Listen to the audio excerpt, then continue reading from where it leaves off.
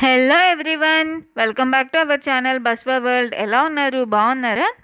ఈరోజు మన వీడియోలో ట్రెడిషనల్ స్వీట్ అండ్ మనందరికీ బాగా పరిచయం ఉన్న నేతి బొబ్బట్లు ఎలా చేయాలో చూద్దామండి. ఇది చాలామందికి ఫేవరెట్ స్వీట్. దీన్ని ఒక్కో ప్లేస్లో ఒక్కో పేరుతో పిలుస్తారు. తెలంగాణలో అయితే భక్షాలు అంటారు, ఆంధ్రాలో బొబ్బట్లు అంటారు. ఏ పేరుతో పిలిచినా టేస్ట్ మాత్రం ఒకటే. తింటే లైఫ్లో మర్చిపోలేరు. ఒరిజినల్ నేతి బొబ్బట్లు టేస్ట్ చూడాలంటే నేను చెప్పే చిన్న చిన్న టిప్స్తో ఇలా ఒకసారి ట్రై చేయండి, మీకు చాలా బాగా నచ్చుతుంది. వీడియో స్కిప్ చేయకుండా లాస్ట్ వరకు చూడండి. ఇలా ఒక కప్పు శనగపప్పు తీసుకుని దాన్ని వేరే ఒక బౌల్లో వేసుకుని ఆ శనగపప్పు మునిగేంత వరకు కూడా వాటర్ వేసుకుని 4-5 గంటల పాటు నానబెట్టుకోవాలి. అప్పుడే శనగపప్పు చాలా త్వరగా కుక్ అవుతుందండి. మనకి పావు కిలో మైదా పిండి మైదా పిండిలో కొద్ది కొద్దిగా వాటర్ వేసుకుంటూ ఆ పిండి ఎంత స్మూత్గా వీలైతే అంత స్మూత్గా ఇలా చేత్తోనే కలుపుకోవాలి. అప్పుడే ఆ బొబ్బట్లు మనకి చాలా స్మూత్గా వస్తాయండి. చల్లారిన తర్వాత కూడా అస్సలు గట్టిపడవు. ఇలా స్మూత్గా కలుపుకున్న పిండిలో ఆ మైదా పిండి మునిగేంత వరకు కూడా ఆయిల్ వేసి దాన్ని కూడా ఒకసారి ఇలా చేత్తోనే బాగా కలుపుకొని 4-5 గంటల పాటు మూత పెట్టి వదిలేయండి. నానబెట్టుకునే శనగపప్పుని ఇలా ఒక గిన్నెలో వేసుకుని స్టవ్ మీద పెట్టుకుని శనగపప్పు మెత్తగా అయ్యేంత వరకు కూడా ఉడికించుకోవాలి.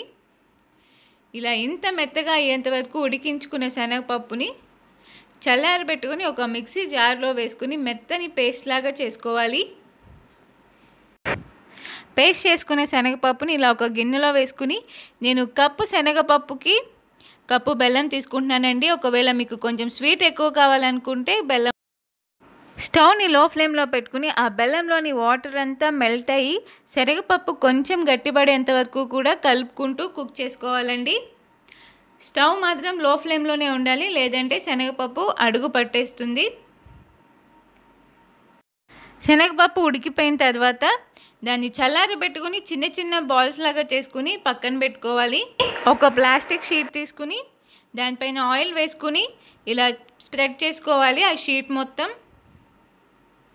తర్వాత దానిపైన మనం ముందుగా కలిపి పెట్టుకున్న మైదాపిండి బాల్ని కూడా పెట్టుకుని మైదాపిండి ముద్దను కూడా పెట్టుకుని దాన్ని చేత్తోనే ఇలా ఎంత పలుచగా వీలైతే అంత పలుచగా స్ప్రెడ్ చేసుకోవాలి. ఇప్పుడు దానిపైన పూర్ణం బాల్ని పెట్టుకుని ఇలా జాగ్రత్తగా 4 సైడ్స్ నుంచి కూడా సీల్ చేసుకోవాలి. ఆ పూర్ణం అనేది అస్సలు బయటకు కనపడకుండా ఇలా జాగ్రత్తగా 4 సైడ్స్ నుంచి సీల్ చేసుకోవాలి. ఇప్పుడు దాన్ని ఇలా చేత్తోనే ఎంత పలుచగా వీలైతే అంత పలుచగా స్ప్రెడ్ చేసుకోవాలి. మైదా పిండి ఎంత ఎక్కువసేపు నానితే అంత సాఫ్ట్గా మనకి బొబ్బట్లు వస్తాయండి. చల్లారిన తర్వాత కూడా అస్సలు గట్టిపడవు. ఇలా ఒకసారి తప్పకుండా ట్రై చేసి చూడండి. స్టవ్ మీద ప్యాన్ పెట్టుకుని అది హీట్ అయ్యాక 2 స్పూన్స్ గీ వేసుకుని స్టవ్ని మీడియం ఫ్లేమ్లో పెట్టుకుని బొబ్బట్టు వేసి 2 నిమిషాలు అలా వదిలేయండి. వెంటనే ఫ్లిప్ చేయకండి. 2 మినిట్స్ తర్వాత ఇలా కొద్దిగా నెయ్యి వేసుకుంటూ 2 సైడ్స్ ఫ్లిప్ చేసుకుంటూ ఎర్రగా కాల్చుకుంటే అంతేనండి, మన నేతి బొబ్బట్లు రెడీ అయిపోతాయి. ఈ రెసిపీని ట్రై చేసి మీకు ఎలా వచ్చిందో కామెంట్ సెక్షన్లో నాతో షేర్ చేసుకోండి. ఇంకా ఈ నేతి బొబ్బట్లు మీలో ఎంతమందికి ఫేవరెటో కూడా కామెంట్ సెక్షన్లో షేర్ చేసుకోండి. వీడియోకి తప్పకుండా ఒక లైక్ చేయండి. ఇలాంటి మంచి మంచి రెసిపీస్ కోసం మన ఛానల్ని సబ్స్క్రైబ్ చేసుకోండి. మీ ఫ్రెండ్స్ అండ్ ఫ్యామిలీతో కూడా షేర్ చేసుకోండి. Thanks for watching. Will meet in next video.